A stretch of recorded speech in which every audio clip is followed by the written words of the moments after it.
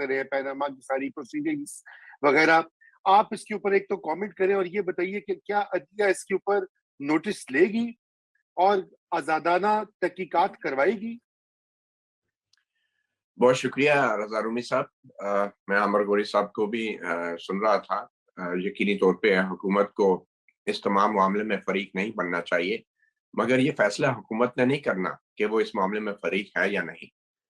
जो इस तमाम मामले के जो हकायक हैं और जो तारीख है, उसमें हुकूमत तो क्या, हुकूमत के मतहत इदारे और सारे इदारे भी इस मामले में फरीक हैं। ये सिर्फ साबिक चीफ जस्टिस हाकिम निसार की बात नहीं है, ये बात है सिर्फ रिटायर्ड किसी चीफ जस्टिस की नहीं, बल्कि ये बात है हाजिर सर्विस जजों की और हाजिर सर्विस जर्नलों की भी, और हाजिर सर्विस वजीर आजम और उसके वजीरों की भी, और ये हुकूमत की भी, कि जो इस वक्त इक़्तिदार में मौजूद है।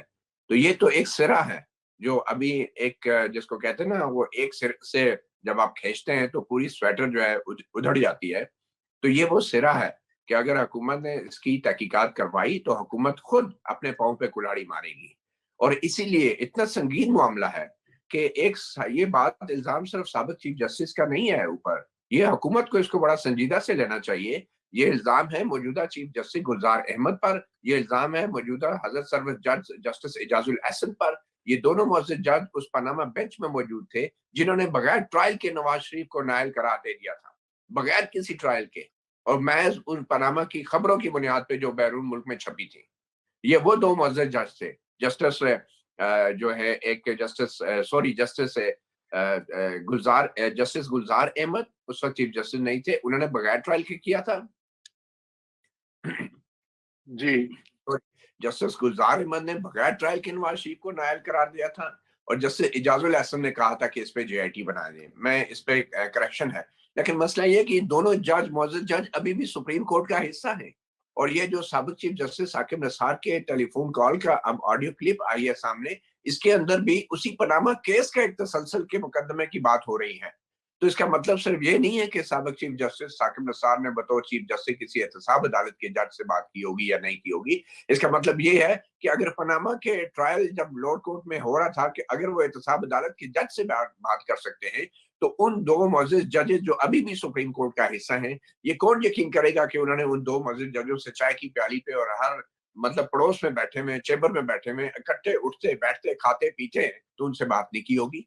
तो ये हर्फ किस पे आ रहा है? ये मौजूदा चीफ जस्टिस गुलजार अहमद पे आ रहा है और मुअज़्ज़ज़ जज जस्टिस एजाजुल एहसन पे आ रहा है। और जस्टिस एजाजुल एहसन तो वो जाने जो कि निगरान जज थे इस सारे ट्रायल के, जो नीचे ट्रायल हो रहा था पनामा के केसेस का। तो क्या जस्टिस एजाजुल एहसन और क्या चीफ जस्टिस गुलजार अहमद को अपनी इज्जत की खातिर और अपने इदारे की इज्जत की खातिर क्या इसका नोटिस नहीं लेना चाहिए? मेरे तो ख्याल में उनके पास कोई रास्ता नहीं है सिवाय इसके कि इसका फौरी तौर पे नोटिस लिया जाए। इसका एक और पहलू भी है। आपको याद होगा जब अरशद मलिक की वीडियो आई थी, तो चीफ जस्टिस आसिफ सईद खोसा थे।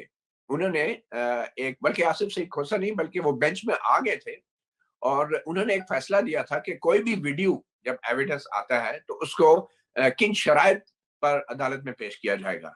मैं समझता हूँ ये उनकी पेशेवराना बददियानती थी कि उन्होंने एक ऐसी वीडियो के मंजरेआम पे आने के बाद एक ऐसे केस में एक ऐसा फैसला दिया कि कि जिस फैसले से उन्होंने अपने आप को महफूज किया।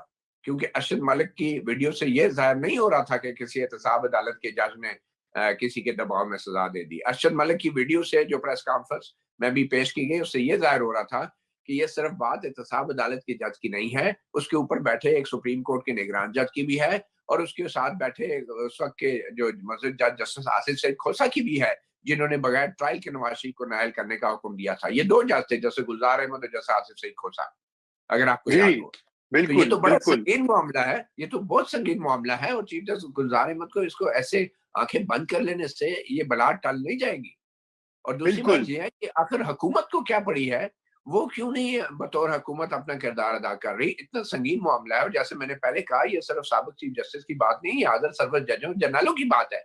उनकी इज्जत और उनके इदारों पे हरफार है। खुद फवाद चौधरी कह रहे हैं कि इस वीडियो को, इस ऑडियो को बुनियाद बना के इदारों को बदनाम किया जा रहा है। तो इसका इसका बड़ा आसान तरीका है, आप फॉरेंसिक कराएं, FIA को इन्वेस्टिगेशन दें, ताकि इदारों को बदनामी का ये अमल रुके, ये बंद हो जाए।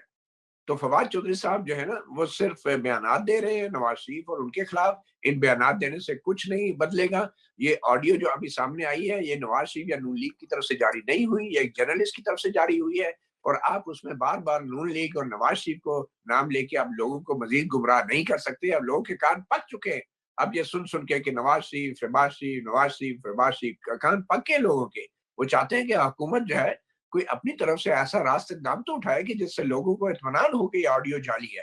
مگر یہ حکومت سوائے پریس کانفرنس کرنے کے اور بار بار نواز شریف اور شہباز شریف کا نام لینے کے کچھ بھی نہیں کر رہی, اور اس سے ادارے مزید بدنام ہوں گے. ایک ایک لمحہ جو گزر رہا ہے رضا رومی صاحب, ایک ایک لمحہ جو گزر رہا ہے ہمارے اداروں کی 2 کوڑی کی عزت نہیں رہ رہی, اور لوگ سوچ رہے ہیں کہ کبھی ایک دن حلف نامہ آ جاتا ہے, کبھی آڈیو آ جاتی ہے, کبھی ویڈیو آ جاتی ہے. کیا مذاق ہے. اور ابھی باتیں ہو رہی ہیں کہ مزید ویڈیوز بھی آئیں گی, اور ان ویڈیوز میں اگر کسی معزز جج کا یا کسی اور کا نام آ گیا تو پھر آپ کیا کریں. بالکل بالکل. میں سولنگی صاحب آپ کی طرف رضا میں نے ایک سوال کرنا ہے چھوٹا سا. جی کریں. نہیں کرنا. سوال میرا احمد نورانی سے ہے. ہم ان سے یہ تو نہیں پوچھ سکتے کہ یہ کہاں سے ملی تھی, یہ صحافی کسی سے نہیں پوچھتا کہ کہاں سے ملی تھی, سورس کوئی نہیں بتاتا.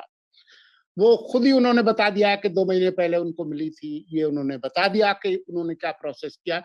میرا سوال یہ کہ وہ جس صاحب سے گفتگو کر رہے ہیں ان کے بارے میں کوئی شبہ, کوئی اندازہ, کوئی تحقیق, کوئی تفتیش؟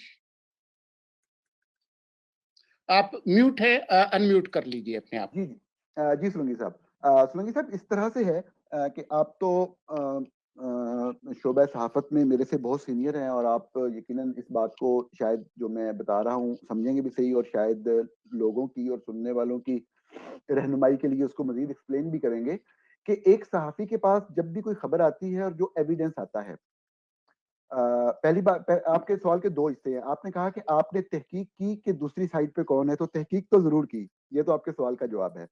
اب میں نے جو لکھا اس کے بارے میں کیا ہے, تو صحافی کے پاس جو بھی خبر آتی ہے وہ صرف وہ چیز لکھتا ہے جس کا اس کے پاس انڈینائیبل ایویڈنس ہو. میرے پاس جس چیز کا انڈینائیبل ایویڈنس تھا اور جس کے بارے میں مجھے کوئی شک و شبہ نہیں رہ گیا تھا وہ میں نے لکھ دیا. نمبر 1 بات. نمبر 2 بات, دوسری سائڈ پہ کون ہے, وہ کوئی بھی صاحب سٹوری کو غور سے پڑھے, اور خصوصاً جو ثاقب نثار صاحب نے جواب دیا ہے ان کے جو الفاظ یا جو ان کے فکرے ہیں وہ غور سے پڑھے تو اس کے اندر اس کا جواب مل جاتا ہے. لیکن میری پیشہ ورانہ مجبوری تھی کہ میں براہ راست وہ بات لکھ نہیں سکتا تھا. I hope کہ میں I was able to answer. نورانی صاحب ایک میں سوال اگر کر لوں. ضرور. جی نورانی صاحب, مجھے آپ بتانا چاہیں گے کہ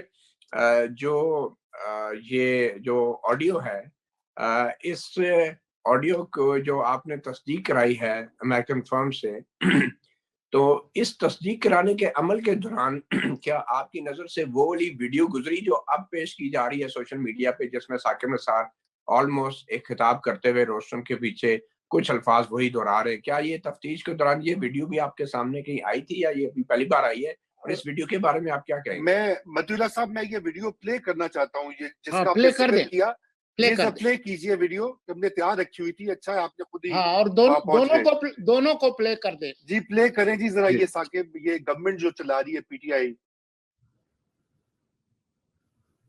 Unfortunately, let me be little blunt about it. Let me be little frank about it. Let me be little, not aggressive, be loud about it. کہ unfortunately,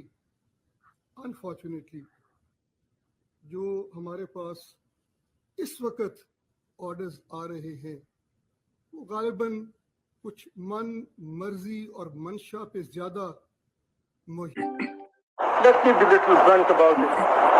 Unfortunately. جی آپ نے یہ اب ایک بہت بڑی پروپیگنڈا کیمپین چل رہی ہے, آپ نے دیکھا ہوگا احمد صاحب. بلکہ پی ٹی آئی کے جو سوشل میڈیا کے ہیڈ ہیں انہوں نے بھی اس کو ٹویٹ کیا, اور اس کے بعد آپ کو پتا انہوں نے جو رکھے ہوتے ہیں پوری بریگیڈ ایک رکھی ہوئی ہے ٹرولز کی, وہ بھی بار بار اس کو دہرا رہے ہیں. ابھی یہاں کامنٹ بھی ہو رہے ہیں ہمارے چینل پہ بھی, فیس بک پیج پہ بھی. جی احمد.